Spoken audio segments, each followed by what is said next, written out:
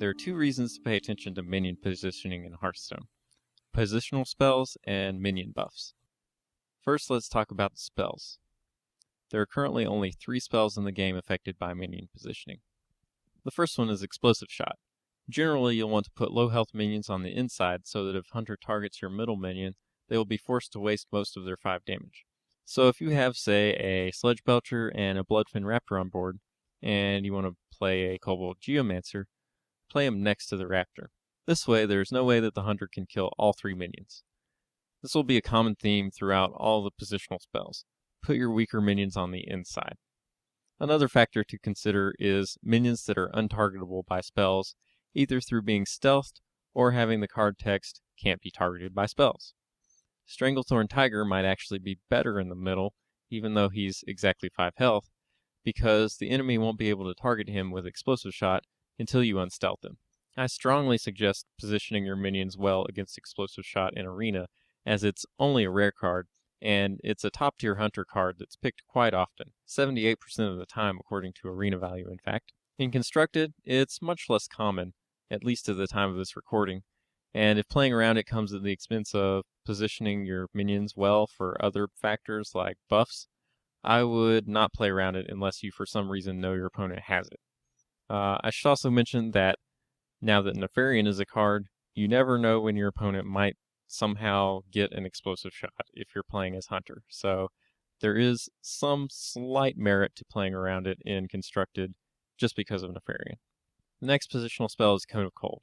Currently in Constructed, the only mage archetypes that run Cone of Cold are Freeze Mage and Fatigue Mage. So against the type of strategy that these decks employ, you generally want to keep your highest attack minions separated so that they cannot both be frozen. So if you have a Loot Hoarder, a Mech Bear Cub, and a Yeti on board, and you want to drop a second Yeti, you probably want to put the Yeti on the far right. Keep in mind the Mage can always hero power down a 1 health minion that's in the way before Cone of Colding. So in the previously described scenario, Mage could still Fire Blast the Loot Hoarder and Cone of Cold to freeze all of your minions if she has the 6 mana. The same thing we talked about earlier with untargetable minions applies here as well. Putting a Fairy Dragon in the middle of the board is really strong against Cone of Cold. In Arena, the freeze is still the main value in Cone of Cold, but I feel it's more likely in Arena that rare occasions crop up where the opponent actually gets the most value out of Cone of Cold by using it as a twice as expensive Arcane Explosion.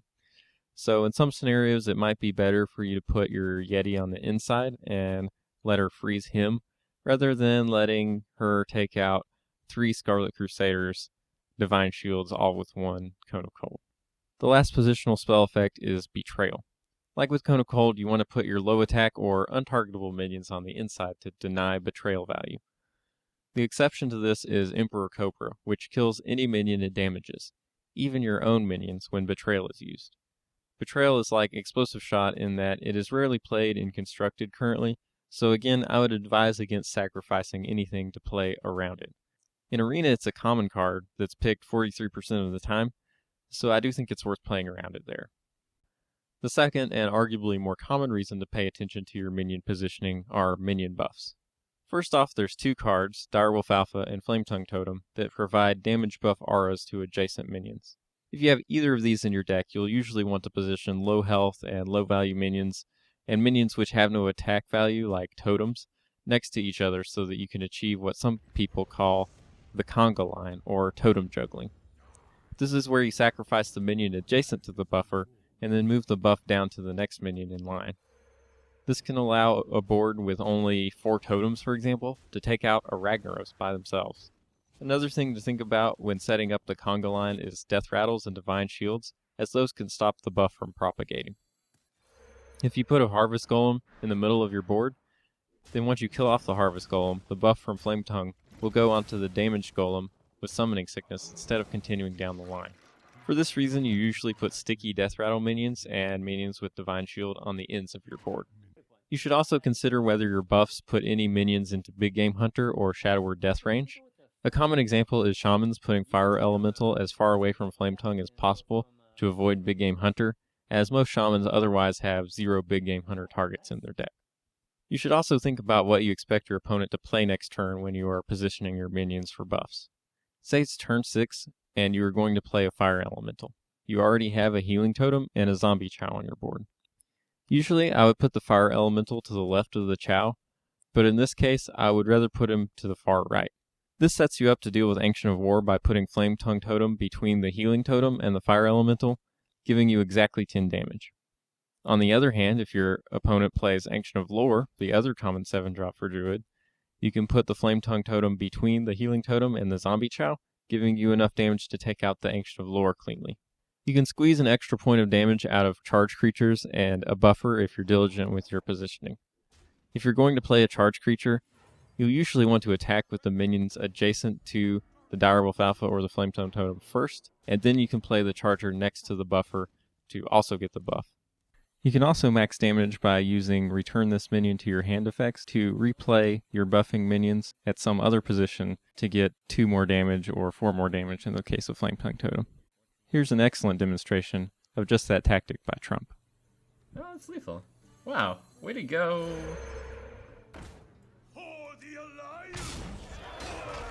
Time rewinder. What the?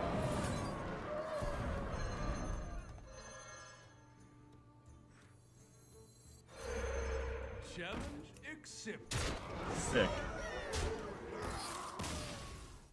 Defender of Argus and Sunfury Protector provide buffs to adjacent creatures too, but they're not auras, so you can't do any fancy trickery with buff juggling, conga lines, or whatever you want to call it. You'll usually want to put creatures that beg to be taunted like Ancient Watcher and Nerubian Egg next to each other if you're going to have a taunt giver like Defender or Sunfury in your deck. The same rules apply as with Direwolf Alpha and Flametongue Totem here.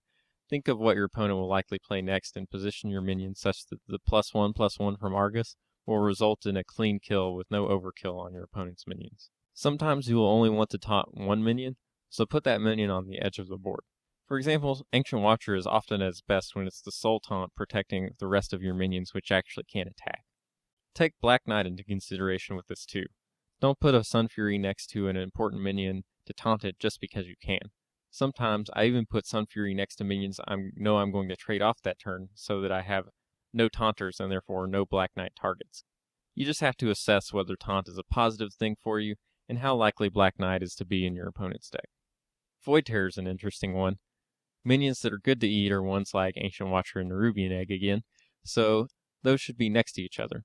However, you might want to also consider whether the minion Void Terror eats will make him susceptible to BGH and to a lesser degree Shadow Word Death.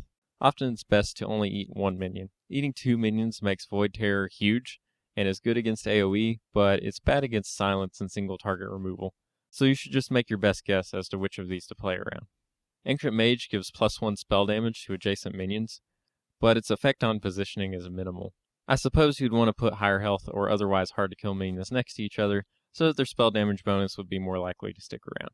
If you have Wii Spellstopper in your deck, you'll want to put important minions like Emperor Thaurissan or Ysera next to each other. Divine Shield is especially annoying if it's untargetable, so that's another consideration. This is an interesting trade-off that was introduced in Goblins vs. Gnomes, where you have some incentive to put big minions together instead of on the edges like with all the other positional effects. Unfortunately, Wii Spellstopper is not even close to making the cut in constructed decks currently, and isn't really a top-tier arena pick either, so it largely doesn't come into play. When you're placing Piloted Shredder, keep in mind that it can summon Direwolf Alpha and Flametongue Totem as its death rattle, so you often want to place it as if it were a buffing minion itself. It can also summon Fairy Dragon, so putting it in between important minions on the off chance of gimping a Cone of Cold is a faint consideration, I suppose. Likewise, Piloted Sky Golem can summon Wii Spellstopper, so if it doesn't otherwise matter, I would put the Sky Golem between 2 minions that are best when untargetable. I said earlier that there are 2 reasons to pay attention to positioning in Hearthstone: positional spells and minion buffs, but that's not entirely true. There is one outlier in Foe Reaper. So with Foe Reaper on your opponent's board, the way to play around it is if you have a lot of minions to put your big minions on the edges so that Foe Reaper can attack both of them at the same time. But if you only have about 3 minions on board, you actually want to put your low attack minion on the outside so that Foe Reaper can't attack into the low attack minion and deal damage to all 3 minions. Instead, it has to attack into one of your high attack minions to deal its damage to all 3 minions. Another thing to think about if you're extremely picky like I am is how to position your minions even with cards that aren't in your deck. An example is a long time back when Watcher Druid was a thing. I actually ran Spellbreaker instead of a Defender of Argus, but I would still position everything as if I had a Defender of Argus in my deck, because I didn't want to give away the fact that I did not have a Defender of Argus by just throwing caution to the wind and not positioning my board well at all. Finally, some game rules about positioning that you should be aware of. Minions that summon minions always summon to the right of themselves. For example, Violet Teacher always puts the students to her right. Minions that come onto the board via Death Rattle, such as Damaged Golem from Harvest Golem, always appear in the same position as the minion that summoned them. The exception to this is Void Caller, which always brings the demon on board to the far right. Another exception are the Treants that come from Soul of the Forest. They always appear on the right. Minions that are summoned via spells like Animal Companion always come on the board to the far right. The same rule applies to Ancestor's Call. Leroy Jenkins always summons whelps on the right side of your opponent's board. Which brings up another point, Hearthstone's interesting board configuration. It's not like a physical board would be, where minions on your right appear to your opponent to be on the left. Both players see the minions on the far right as being on their right, which is kind of weird. Reincarnate puts the resummoned minion on the far right. I find this to be a really interesting interaction because it's the only way that I know of to change the position of a minion on your board after you've already summoned it. Though I've never seen it happen in a real game, there's the potential for plays where you reposition a Flametongue Totem with Reincarnate to get that extra 2 damage you need for lethal, or you could even reincarnate your opponent's Fire Elemental to move it next to their Flametongue Totem so that you could BGH it. That's all the tips and analysis I have for minion positioning. I hope you enjoyed this video.